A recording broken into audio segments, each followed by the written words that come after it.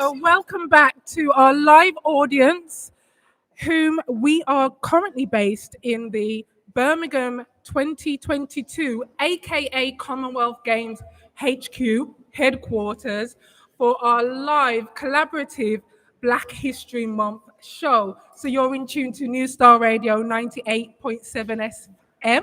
I'm your host, Charmaine. We've got Fresh that's going to be doing all the music, and we have got a host of amazing people in our audience as well that all have their own individual stories. However, right now with us in the hot seat, he called it, and I do say to our next guest, every time you're around me, you're in a hot seat, but hey, today we're in your house, so we promise to try and behave ourselves. We have got the CEO of the Birmingham 2022, or for those who may be wondering, what do I mean by Birmingham 2022? I'm on about the Commonwealth Games organization and the team.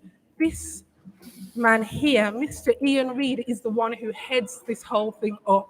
Hi, Ian. Hello. It's great to have you with us today. It's great to be here and getting.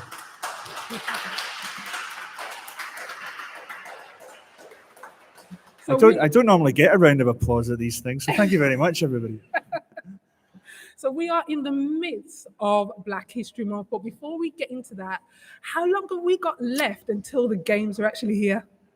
I do know the answer to this, actually, because I did have a look in the website earlier. We've got 274 days until the opening ceremony, but of course, the cultural programme, QBR, and all of that other activities happening well before then. But opening ceremony night, 28th of July, 274 days. So you and the team must be really excitedly busy. Yeah, hopefully you've had a little sense of that today being in the office. There's a bit of a buzz around the place. Most people are starting to get back and work from here. But yeah, there's lots going on.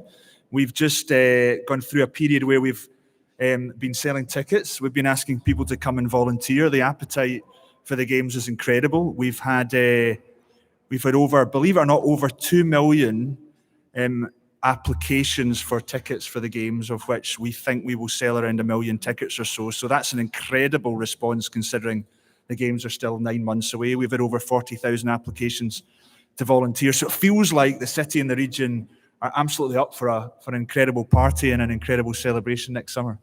And one of the things I do know about this team is that there are announcements constantly and reveals all the time.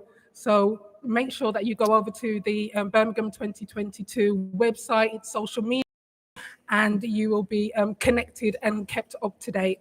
So we're here today to celebrate Black History Month.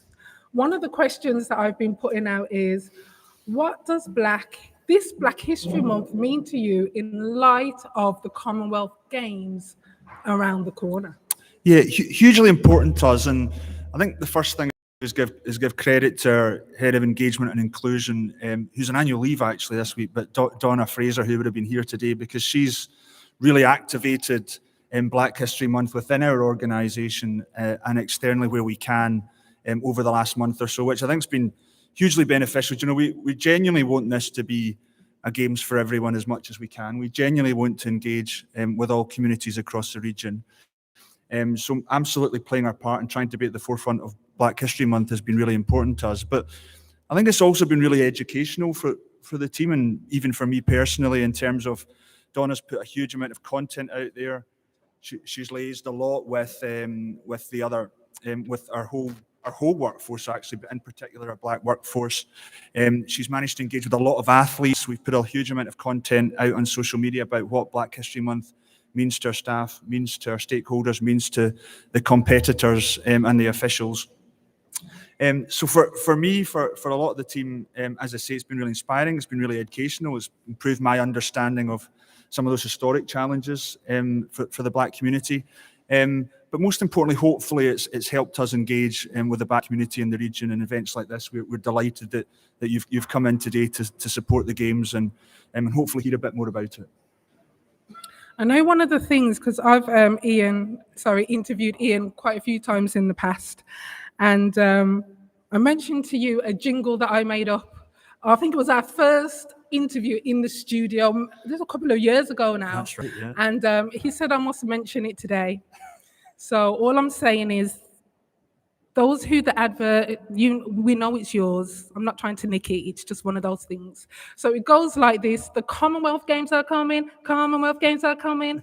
Commonwealth Games are coming.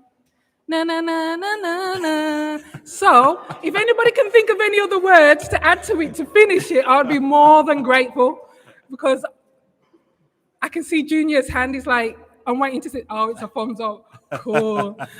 So Ian, we know that you've got to get back to work, because I envision the team no longer sleep, and they're going to be awake for the next 9 months to make sure that these games are fantastic for not only us in Birmingham, but the wider UK and all the different Commonwealth countries that are going to be taking part and coming to visit us. So in that note, what would you like to leave with our listeners and our audience so you can get back to work and make the games great? Yes. So look, yes, it is. It's 9 months away, right? So all I would say to everyone is, but please try and get involved. If you're not already involved, and you're not sure how you can engage with the games, there's huge amounts of opportunities.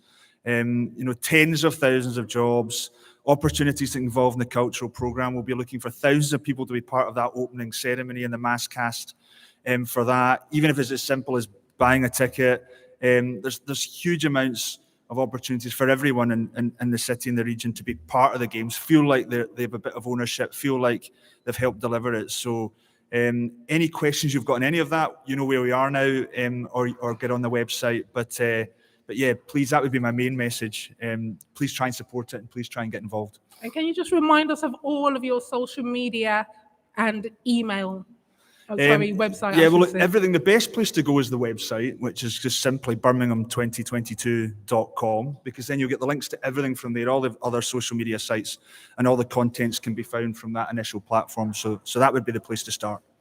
Thank you so much. We're going to go back over to Fresh to play us another track, and then we're going to have our next guest talking to you. This is Charmaine, and we are at the Birmingham 2020 HQ.